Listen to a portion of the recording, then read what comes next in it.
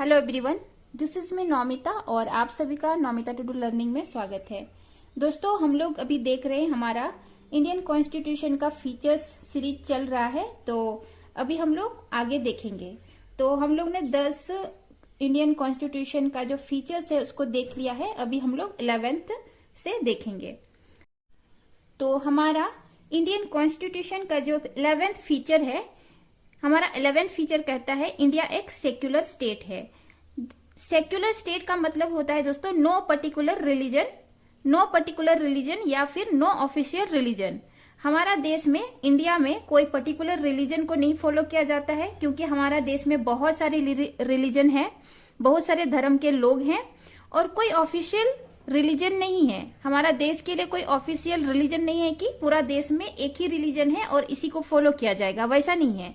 हमारे देश में बहुत सारे धर्म है, बहुत सारे रिलीजन है। तो इसीलिए हमारा देश एक सेक्युलर देश है या सेक्युलर स्टेट है।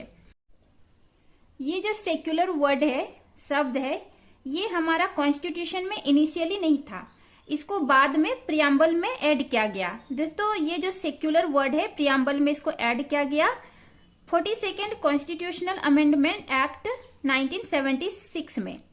42nd कॉन्स्टिट्यूशनल अमेंडमेंट एक्ट के थ्रू सेक्युलर शब्द जो है प्रियम्बल में 1976 में ऐड कर दिया गया है। और ये जो प्रियम्बल जो है दोस्तों, प्रियम्बल में सेक्युलर के लिए, धर्मनिरपेक्षता के लिए, liberty of belief, faith and worship, मतलब हमारे देश में हर एक इंसान, जो भी हमारे देश के नागरिक है, सबको फ्रीडम है, सबको स्वतंत्र है कि किसी भी धर्म में वो विश्वास कर सकते हैं, किसी भी धर्म को वो पूजा कर सकते हैं, किसी भी धर्म के साथ वो जुड़ सकते हैं। इस चीज का हमारा देश में फ्रीडम है या स्वतंत्रता है। और इसी स्वतंत्रता को, इसी धर्मनिरपेक्षता को सुरक्षित रखने के लिए, सुरक्षा प्रदान करने के लिए हमारा कॉन्स्टिट्यूशन में अलग अलग आर्टिकल द्वारा प्रोटेक्शन दिया गया है या अलग अलग आर्टिकल के द्वारा उसको सुरक्षा प्रदान किया गया है। दोस्तों, तो सबसे पहले देखते हैं हम लोग आर्टिकल 14। आर्टिकल 14 में कहता है equality before law and equal protection of law. तो हमारे देश में कोई भी धर्म के लोग हैं, किसी भी धर्म को फॉलो करने वाला या किसी भी धर्म को मानने वाले लोग हैं, उसके लिए कानून के सामने सारे धर्म के लोग एक समान हैं, या सारे धर्म के लोगों का जो हक है उसको हमारा कॉन्स्टिट्यूशन में सुरक्षा प्रदान किया गया है या प्रोटेक्शन प्रदान किया गया है। दोस्तों, कोई भी धर्म के लोग हैं, कानून के सामने में सब कोई बराबर है। ये नहीं कि ये धर्म के लोग हैं तो उस धर्म के लोग हैं उन लोग को ज्यादा प्रायोरिटी मिलता है, वैसा नहीं है। कोई सा भी धर्म के लोग हैं, हमारा जो कानून है, हमारा जो इंडियन कॉन्स्टिट्यूशन है, उसके सामने सब बराबर है। नेक्स्ट है आर्टिकल 15।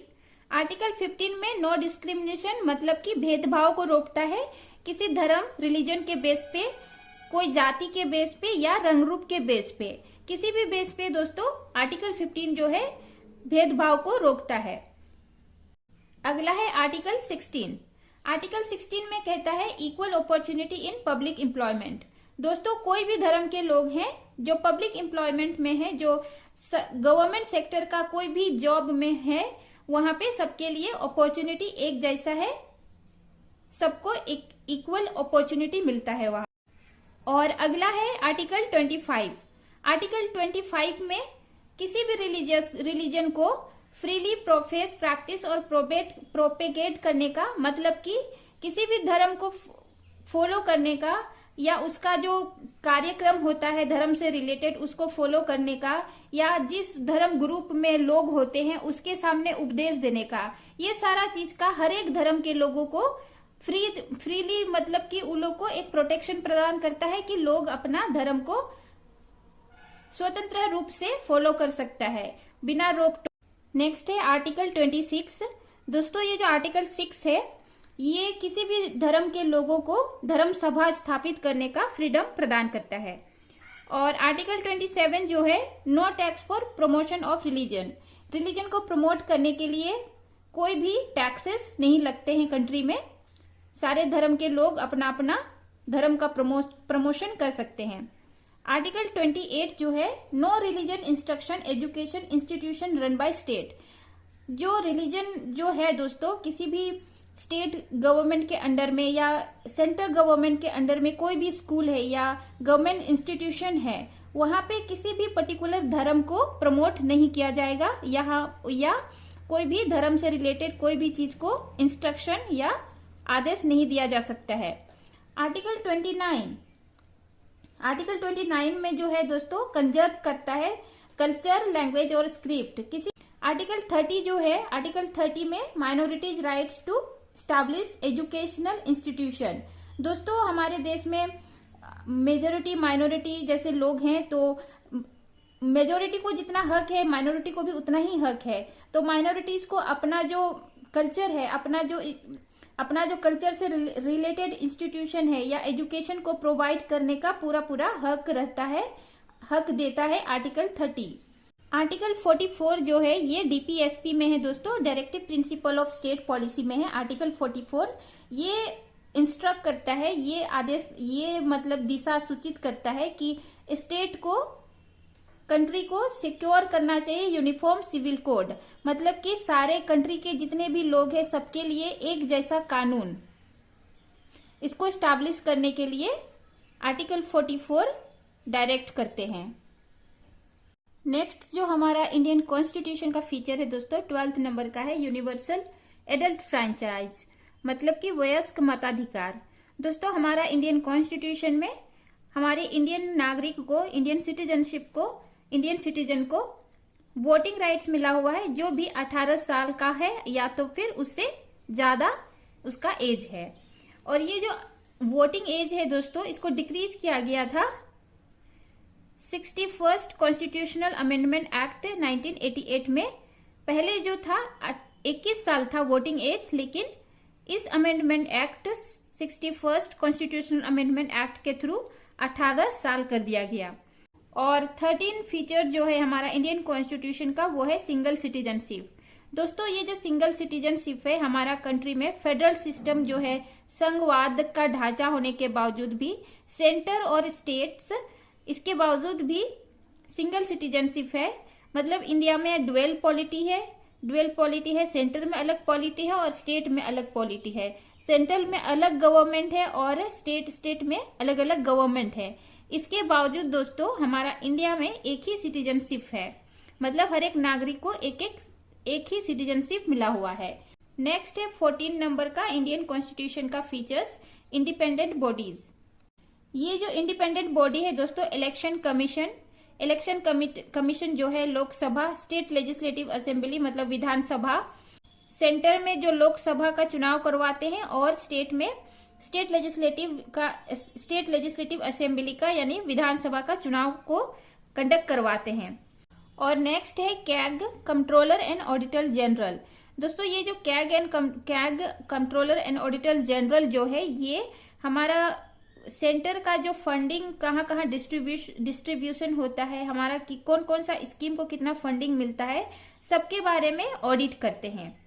दोस्तों ये जो यूपीएससी है, सेंटर का एग्जाम को, हायर लेवल का एग्जाम को ये कंडक्ट करवाते हैं।